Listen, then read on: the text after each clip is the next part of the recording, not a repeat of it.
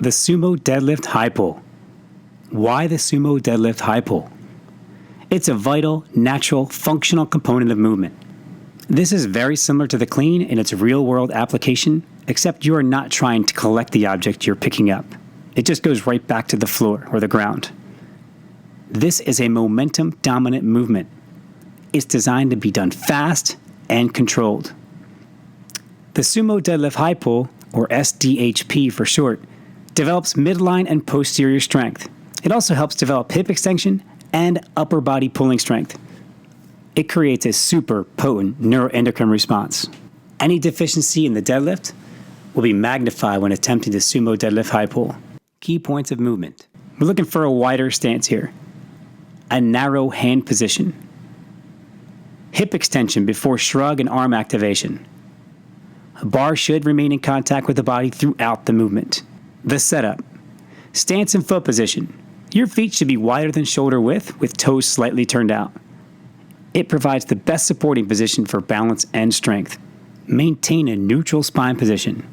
We do this for safety and power output. Head position remains neutral. This helps keep alignment of the spine congruent from the cervical to the thoracic back. Shoulders should be slightly in front of the bar at setup. This is for an optimal pulling position and weight distribution. Hand position.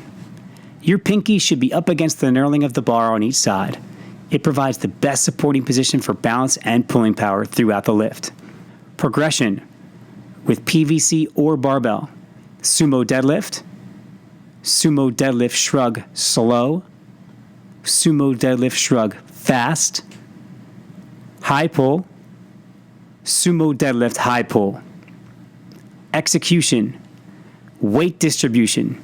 Weight needs to be in your heels. This activates our posterior chain, our engine for movement and stabilization. Take a deep diaphragmatic breath at the standing position and squeeze your abs. This will help maintain a neutral spine and torso rigidity. Bend at the hips and place your hands on the bar, pushing your feet through the floor. This will help activate our posterior chain. Hips and shoulders rise at the same rate. To completely utilize the hamstrings, glutes, and back as a unit, we develop more power with all three working together. Push your knees out laterally on the way down and on the way up. This creates the most power and balance throughout the movement while taking full advantage of the glutes. Once the bar is past the knees, the hips open all the way up to full extension. The hamstrings and glutes are just about done firing, thereby leaving the powerful hips, traps, and scapula to finish the job. The bar remains in contact with the body at all times. This helps keep the weight as close to our center of mass as possible. Super efficient. Shrug following the hip extension. This continues the vertical bar path with your powerful traps. Pull with your arms. This finishes the lift to your clavicle. This is a very small distance to pull, usually no more than 12 inches. Return down by dropping the arms, releasing the traps, pushing your hips back and shoulders slightly forward, delaying the full knee bend. Once the bar is below the knees, your torso angle is set, then return the bar to the floor. This helps us solidify the setup position for the next repetition. Common faults with simple fixes. Shoulders rise without the hips. Your bar may be traveling around the knees here.